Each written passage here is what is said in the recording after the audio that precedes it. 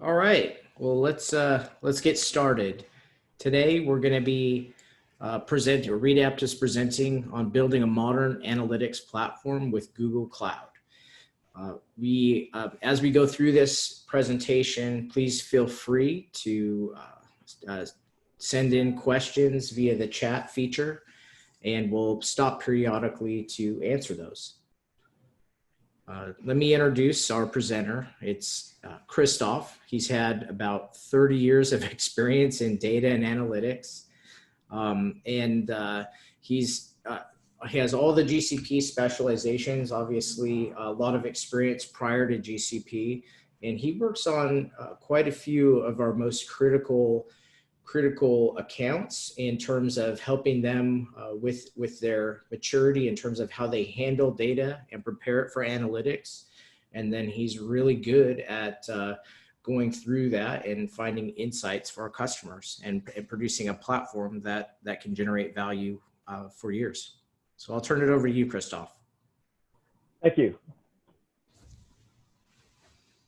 So we're going to start with, what are the questions that you might have? Why are you here on this webinar? Why would you be watching this webinar? And start with, maybe you're here to learn what makes a modern data platform and trying to understand how it will help you gain new insights from your data, and how is it different than something that you already have in place?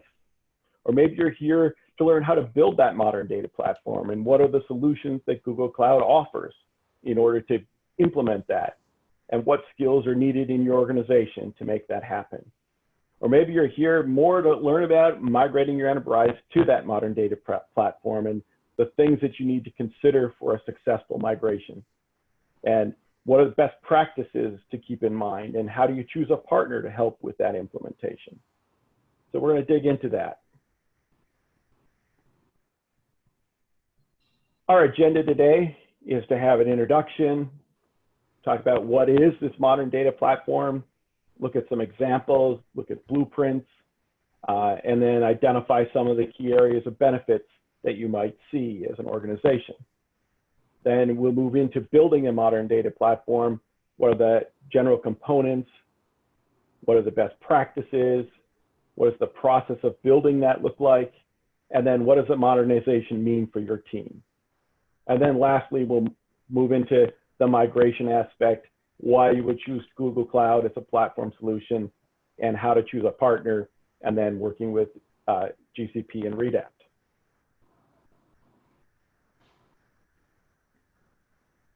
So let's dig into this modern data platform. What is a modern data platform? Well, a modern data platform allows you to leverage the scalability of the cloud. So by scalability, we're not just increasing the computer processing power, memory, and storage, but we're also instantly adding additional machines to the problem. We're responding to peaks and valleys of resource demand. So we're adding compute power as needed, and we're removing compute power as demand decreases. A modern data platform also ensures proper security and governance are in place. Security is now a shared responsibility, but with powerful allies. These allies are assisting you with compliance regimens like HIPAA, GDPR, PCI DSS. They're also assisting with auditing, identifying who did what, when, and where. A modern data platform also democratizes data access. With strong governance built in, you put data in the hands of the decision makers, people who can actually take action on the insights and eliminate the impression of IT as gatekeepers making arbitrary decisions. And lastly, a modern data platform employs advanced analytics tools like artificial intelligence and machine learning. And suddenly we're able to see insights that we'd rarely find sifting through at the human scale.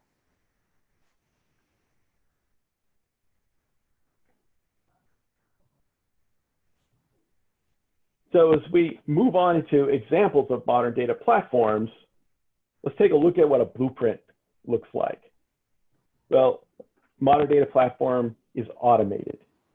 With the speed and scale of data that is coming in today, we can't wait for a human to intervene to manually trigger an event. These workflows have to happen automatically. It also, in regards to automation, needs to be repeatable and reliable and return the same result for the same set of problems. It needs to be advanced analytics ready. So right now, the speed of analytics can't be hampered by finding the right plug to put in the right socket. It also has to be flexible and responding to the change at the speed of new insight. And then lastly, it has to be governed and secure. I can't stress enough that your data is one of your organization's most valuable assets. And there's a responsibility to protect that for the organization, but there's also responsibility to protect that for the users of that data. So if I'm submitting data to your organization, you've got a responsibility to protect that data. So let's poke at a couple of examples. This here is a sample build out of a recommendation engine using the Google Cloud Platform. You can see on the left-hand side, we've got data sources coming in. We've got inventory data, we've got purchase data, we've got wish lists, and we've got reviews. And that data is coming in from Cloud SQL. Cloud SQL is Google's managed database service that makes it easy to maintain, manage, and administrate your own relational database. It supports MySQL, it supports PostgreSQL, and now also supports SQL Server. And then we also have Cloud Data Store with a managed scalable NoSQL database focused on high availability and durability. Those data sources then are feeding into our ETL process, where we're transforming and enriching the data. And here we're using Cloud Data Flow, which is a fully managed data processing service, automatically provisioning and auto-scaling, and it's reliable and consistent. Out of that transformation, that data gets stored in Google Cloud Storage, which is secure, durable, high availability, low cost storage. That data then is accessible for our machine learning tools. We've got, in this example, we've got Cloud Data Proc, which is a fast and easy and fully managed service for Hadoop and Spark. And then we've got machine learning and prediction APIs. These are hosted solutions to run training jobs and predictions all at scale. None of these do you need to worry about the underlying infrastructure. And then lastly, we've got BigQuery in our analytics. And here we've got a serverless, highly scalable, cost-effective data analytics storage that can process petabytes of data in small amounts of time with zero operational overhead. I can't stress enough the value of BigQuery in analytics. This is one of the crowning pieces of the Google Cloud environment. And then below that, we've got our applications. This is our presentation layer to the customers. We've got shopping cart and browsing and outreach, and all of these can be bundled within that platform as well.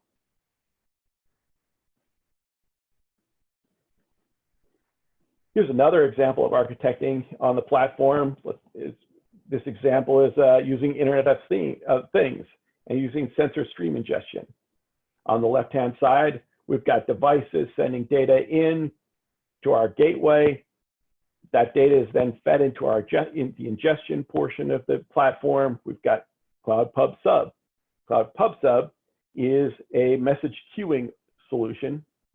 There's monitoring built in. There's logging built in to these ingestion pipelines. Cloud Pub Sub is then the automated trigger to starting the workflow in Cloud Data Flow. And Cloud Data Flow in this example is sending information to storage in Google Cloud Storage and Data Store, which we've already talked about. Cloud Bigtable is a massive NoSQL data solution. Again, unmanaged solution. And we've got our analytics, we've got Data Flow, BigQuery, Dataproc, which we've touched on. And then we've got Data Lab, which is Google Cloud's implementation of Jupyter Labs. And then again, from here, that flows into our application and presentation layers.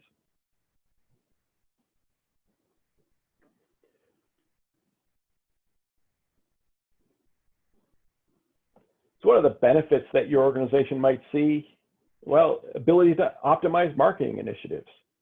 I've touched Google Cloud for Marketing solution. This is a 360-degree view of your customers, from sales data, from customer relationship database, from social media, from their click ads, all of that data is brought into a solution where machine learning gives you actionable insights to find lifetime value of your customers and target your marketing initiatives. It's a fantastic product. You can also streamline your supply chains using data-driven predictions on lead times for goods and better management of shipping logistics, forecasting of sales trends using predictive analytics, and delivering and designing better products. All of these are things that you can see when you start leveraging this modern data platform.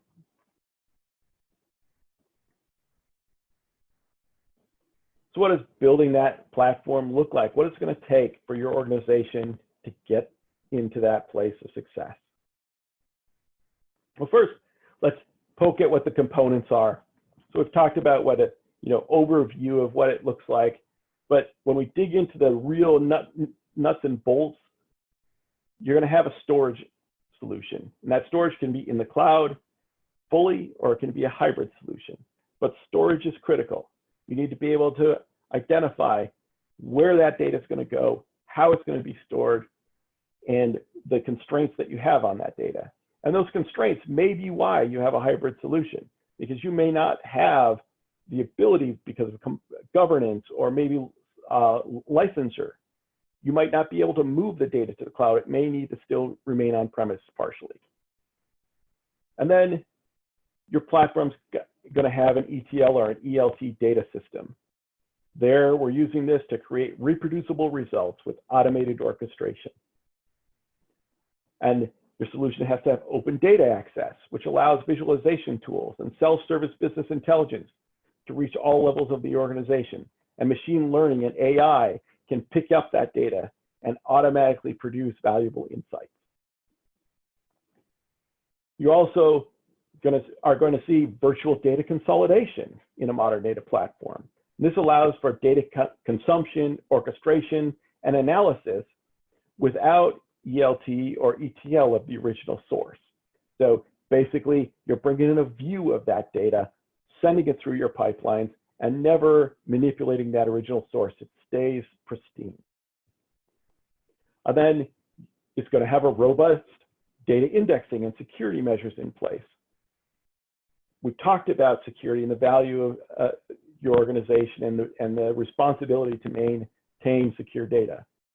Indexing is going to give your organization a common language and improves the data governance and security across the organization.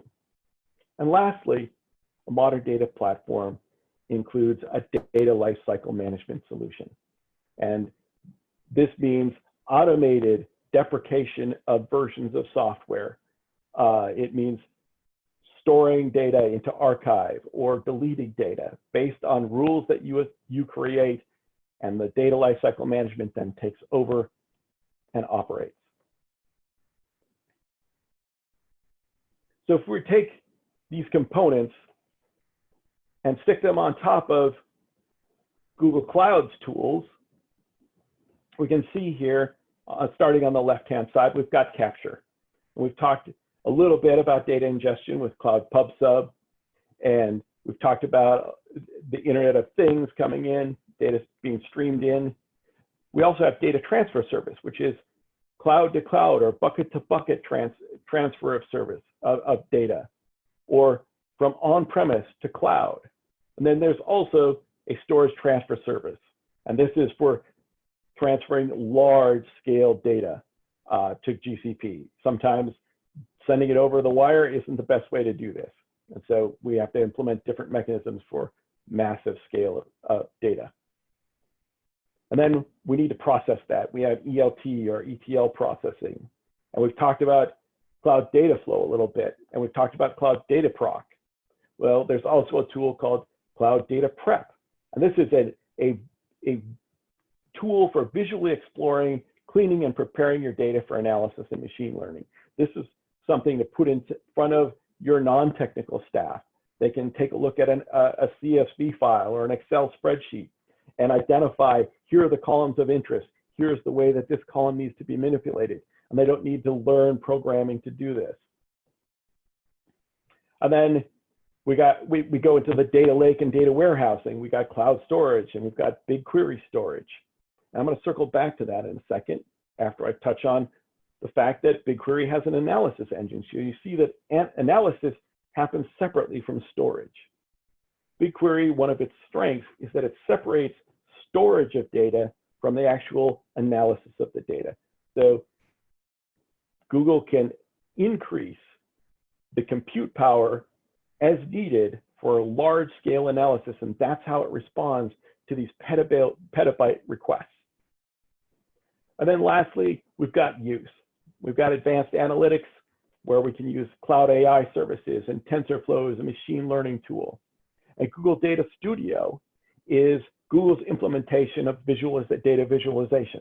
It's a web-based interface, very much in the order of Tableau or Looker or Power BI, and that your users, they can connect to the data that you have stored within your platform and visualize and gain insights.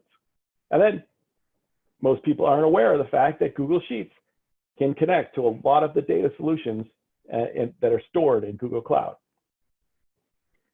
So if we look at that top row, then we've got a line beneath that with Cloud Data Fusion. And Cloud Data Fusion is a mechanism for connecting to disparate sources of data. This is where that data virtualization piece comes in. There are 150 plus pre-configured connections and transformations that can just automatically be plugged in. They're just part of the package of Google Cloud.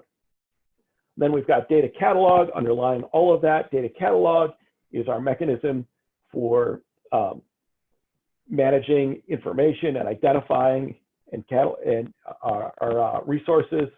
And Cloud Composer is the bottom layer of that, and that's where we do orchestration.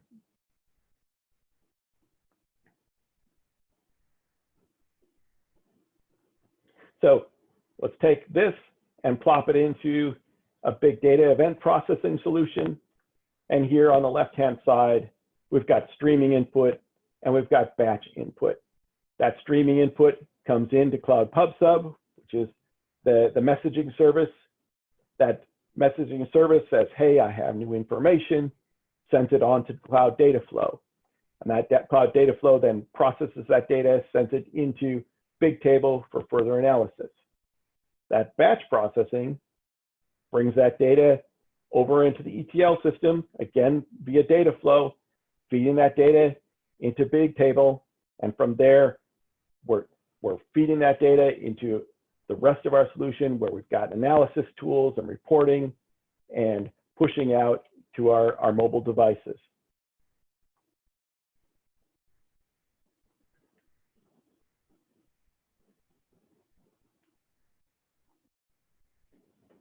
So when we talk about moving to a modern data platform, clearly data is the key, right? And so we have to have some best practices in mind when we're looking at what we're trying to accomplish. We have to have the right amount of storage. We have to know what our data sources are. The data is cleansed and optimized, and security and governance are in place as the data arrives and is processed appropriately. So our challenges are, how do we do this? Well, at Redapt, we like to talk about the 4 V's of your data. The first V is velocity. How fast is that data arriving? What is the cadence of my batches? How often can I expect updates of that data? The second V is volume. How much data am I receiving? That's gonna directly impact the kind of storage that we need to set up. So how much data? Is it kilobytes of data at a time? Am I getting megabytes of data, I'm getting gigabytes of data. The third V is variety. What kinds of data am I getting? Do I have a single source of truth in this data? Do I have multiple sources coming in? Do I have social media feeds merging with log files, merging with ad click data? And then the last bit is the veracity of that data. How clean is it? What do I need to do in order to get value from that data? So we've got 4 V's: velocity, volume, variety, and veracity. And that's going to have an effect on choosing the right solution.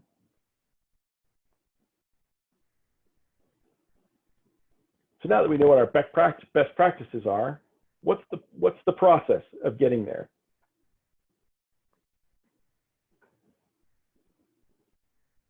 First is identify and clearly understand your technical maturity. And this is not a knock on your organization. It's about being honest so that everybody's on the same page. A mature organization is agile. They're adaptive. They can rapidly scale up or down and shift operations. And they're also innovative. Now, this last several months has probably done a really good job of testing your organization's maturity. If you didn't hiccup when all of a sudden your workers had to be home workers, then you're probably a good, mature organization. If you were scrambling, putting solutions into place, trying to figure out how to do this, you probably have work to do there. This is not a knock. It means you just have opportunity for change. So once you identify your current capacity, then you can identify the goals in modernization. And you have to make sure that there's agreement throughout the organization on what those goals are, and everybody's looking in the same direction. The clarity avoids that hype cycle of, oh, we're so excited about this modern data platform, and then delays incur and things start falling apart, and then you start hearing words like your system and my tool instead of ours.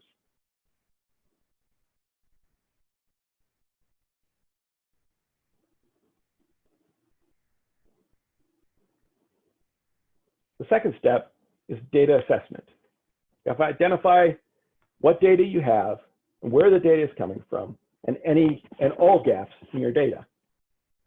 So when I say what data do you have, it's not just the data that you know about, it's the data that you don't know about or not paying attention to.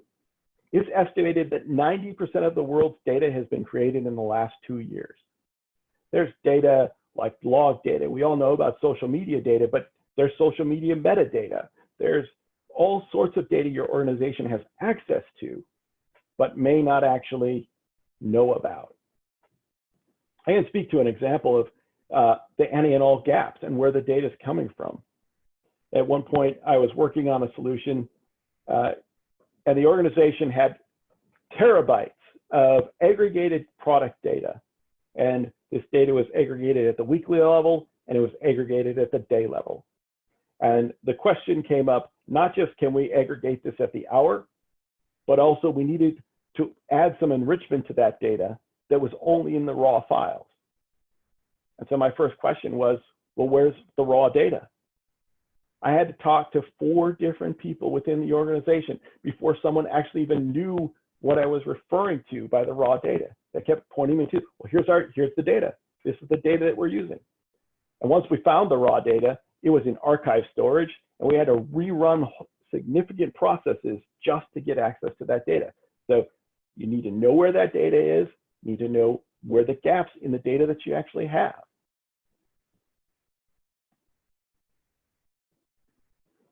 Step 3 is looking at cloud adoption.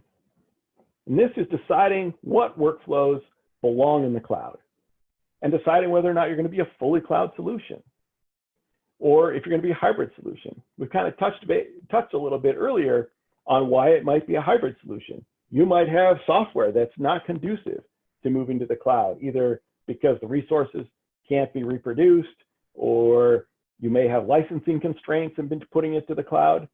You also might, again, have governance constrictions on moving some of your data to the cloud. So you would end up being a hybrid. And once you identify the workloads that are suitable for the cloud, then we can identify which cloud provider or providers to partner with. You may find that one cloud provider does something better than another one does. And so in that case, you might have multiple providers. I can speak to every project that I have worked on at Redapt so far has been a multi-cloud solution.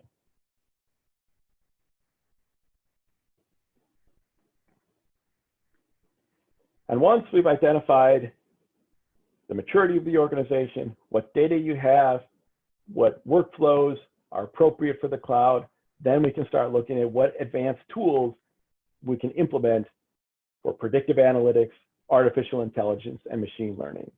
Some examples of artificial intelligence that Google offers is there's visual AI, there's sentiment analysis. Sentiment analysis is looking at your chatbot and determining whether or not the customer that was chatting on the chatbot was annoyed. There's translation AI. And the translation AI is pretty incredible. It can actually take an image that's in a foreign language and output a translation.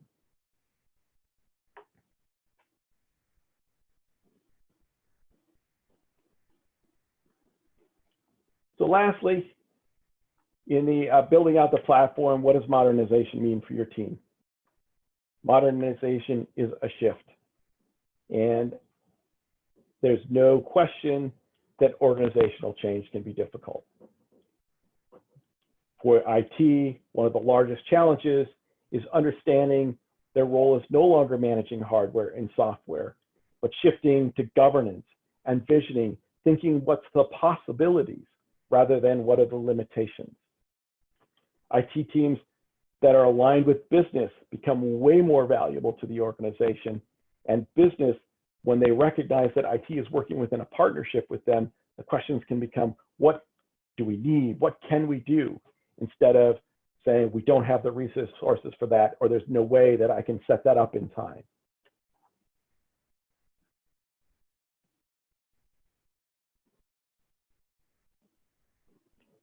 And now we get to the migrating to a modern data platform portion of the presentation.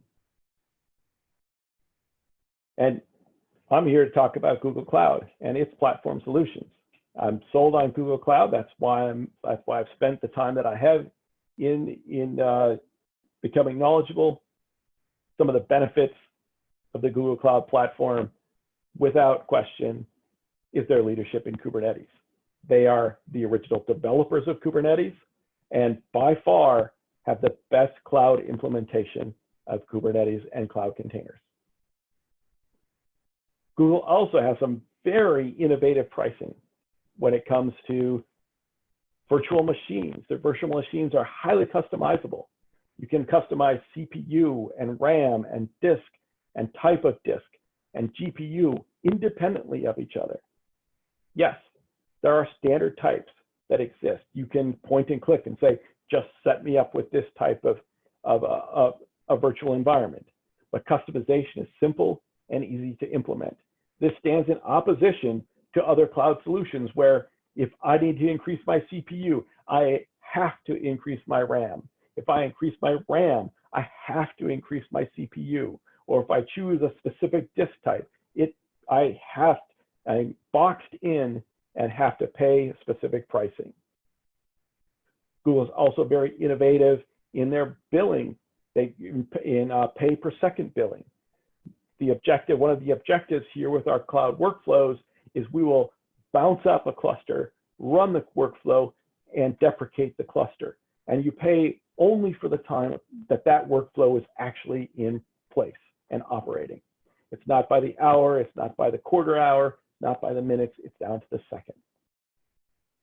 Google also has automatic discounts on long-running workloads. And this is not something that you have to call up Google and say, hey, I've got this long-running cluster I've got a cluster that's up 24/7. It's just there doing its job because there's so much data we have to process. The Google billing system recognizes that that cluster is up. It recognizes that it's on, and it recognizes that it's working, and automatically will begin to discount the cost of that workload. Google Cloud also offers custom image types for creating instances of specific needs.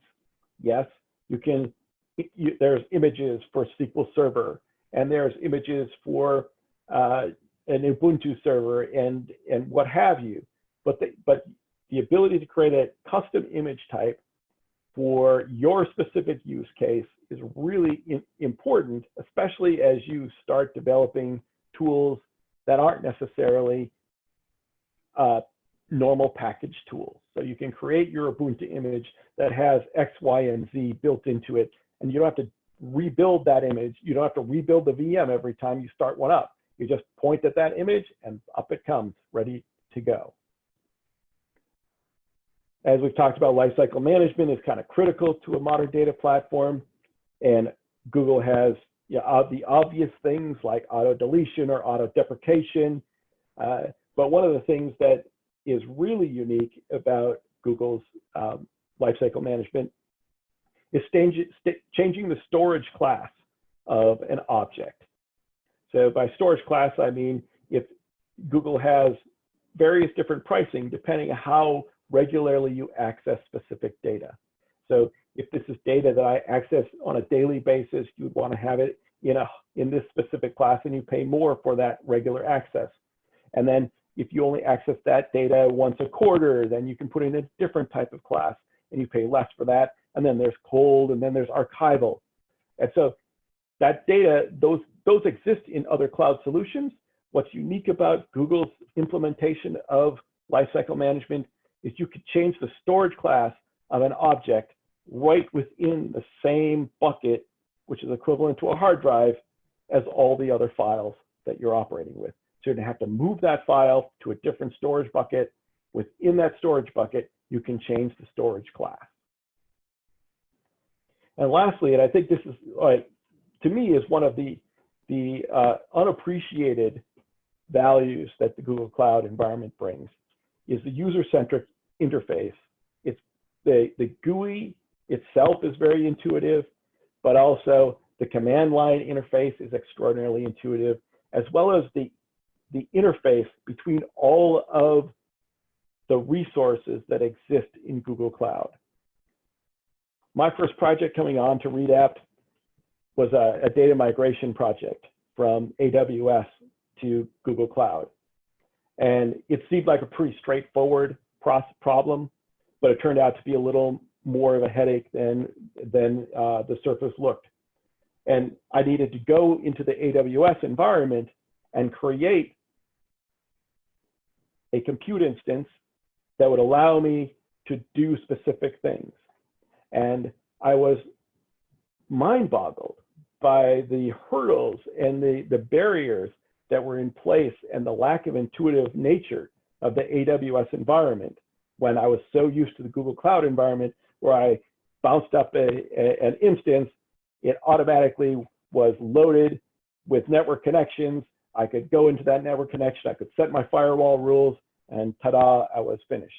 It was not my experience in AWS.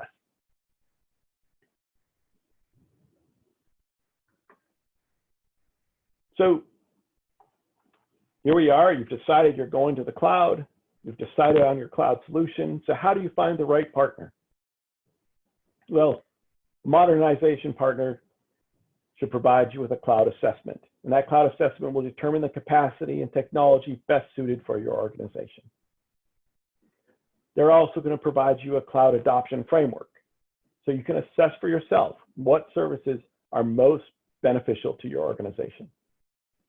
They're going to assist in navigating cloud migration challenges, so the transition to the public cloud won't lead to disruptions or downtime. And they're going to help you with implementation of best practices to address security, compliance, and governance. And these are all core practices at Redapt. In addition, we have teams dedicated to application modernization, modern data center, advanced analytics, and emergent technology.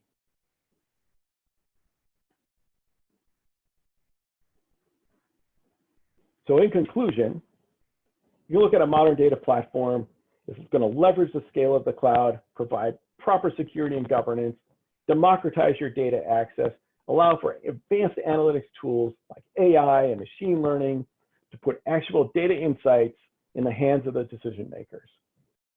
Benefits include ability to optimize market initiatives, streamlining of supply chains, better management of shipping logistics, forecasting of sales trends, design and delivery of a better product. And lastly, just a little plug for Redapt. We're a premier partner for business transformation, serving thousands of clients and migrating millions of users to the cloud. Our capacities span the depth, breadth of today's IT, from consulting to world-class support. And no matter where you are in your data migration, we have the experience and deep expertise needed to meet your objectives and realize the best ROI of your investment. And we'd love to get in touch with you. Awesome. Thank you, Chris. I did get a couple questions that sent directly to me. I think we have a little time to cover those. So I'll just kind of fire off, and if it makes sense, just answer as best you can. First one is, kind of when it comes to like outsourcing, or like outsourcing modernization is a little bit scary. And I can empathize with that, right? Because we sell consulting services and engineering, but I'm also a consumer of consulting services. And it's like, how does Redapt help, not only with, obviously we're helping with the expertise and the implementation, but how do we help with kind of knowledge transfer? That's great. One of the things that we can offer is we can offer workshops where we come on site and you grab the people that you need to learn this. We can use a train the trainer sort of an approach, where you bring the interested parties, the heads of interested parties together. We walk through what's happening, identify. So for example, we've got a BigQuery optimization workshop that we can deliver. Organizations decided they're all in, they start using BigQuery and they start seeing large BigQuery bills. And so the first thing they come and ask Redapt is, geez, how do I improve my cost billing in BigQuery? And we can come in and walk through what are the best practices in running a BigQuery request, and how do you reduce those. We can also come in and give a workshop on the various different tools and the uses.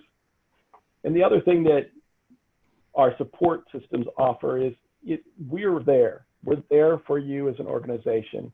And when I provide support to someone, I'd much rather teach a person how to fish than give them a fish, because I've got plenty on my platter. If I teach someone how to fish within their organization, they're not going to come back with that same question, or someone else within the organization coming back with that same question. Yeah, cool. Well, that's great. And I know as an organization, we strongly believe that high performing company, kind of develop this expertise, and we think it's our role just to accelerate that process. And like you said, we've got enough projects to do that. We don't need to, that we want to enable our customers to be successful on their own. Here's another one. So at a high level, how do you balance data democratization with governance? That's that $1 million question, right? Yeah. First of all, you have to start with, are there constraints? Are there governance constraints, right? So is there information that's PII, that we can't let people have access to? Or if we have that data, who has access to it? And that's one of the benefits of having a solid data governance system in place, is we can identify this CFO and this CTO can have access to that data, but no one else on their team can. There's also obfuscation layers. So with data catalog, you can identify data as being an email type data, for example, and blank out the email address. And that might only be presented, that blanked out email address might only be presented to a subset of users, and another subset of user might see all of that email address. So that's one of the importance of having a solution like data catalog so that you can identify the data and who should or should not have access to specific types of data. And then then it's fairly simple to put constraints on the visibility to that data. Yeah. Okay, there's one more here. I think we still got a little bit of time. So we're considering moving from one cloud platform to GCP. What's the level of effort in moving a data lake, right? Like I guess you don't need to get too deep because we don't have all the details, but at a high level, like how would we approach that? And, is that a small, medium, large, 30 days, 6 months? What kind of effort is that? It's the classic, it depends, right? Yeah.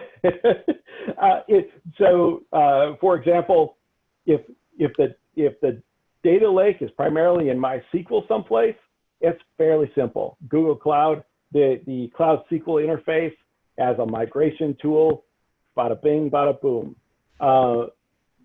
You just point and click, and in it comes, and you set replication up, and the day that you decide you're going to make Cloud SQL your master, you turn it into the master, and you're off and running. I think one of the challenges that we run into most of the time with this is it's fairly simple most of the time to do a lift and shift from a current environment to Google Cloud. What is not simple to do is to take that external solution and leverage the strength of what Google Cloud offers. So pound for pound, it's not very difficult. It depends on the size of the project, but it could be a 6 week, it could be a 3 or 6 month process to get everything over and running. But if you really want to leverage the cloud, the Google Cloud and the solutions the managed services that it provides, we might end up looking at restructuring your entire system. A good example of this is one of the projects I worked on was an orchestration transition to Google Cloud. And their orchestration was hand-built. It was built in Python, and it was thousands and thousands of lines of code and multiple data streams. And when we took a look at it and we put it into Composer, when we actually stepped back and look at the design pattern of what they were trying to accomplish, I was able to reduce that thousands of lines of code into less than 500. And we only ended up with 6 workflow streams. And the efficiency of that was tremendous. It took a lot of effort, it took a lot of lift, and it took a lot of coordination to make sure that we were getting out what was being put in their original solution, but in the end, they had a much more robust solution. Awesome. Awesome. Well, thank you so much for presenting. I love how you added a lot of kind of color and details to the bullet points. Clearly, you know what you're doing, and I hope that our audience walks away feeling like that too. So I appreciate it. Yeah, thank you for the time. All right, thanks for attending, everybody.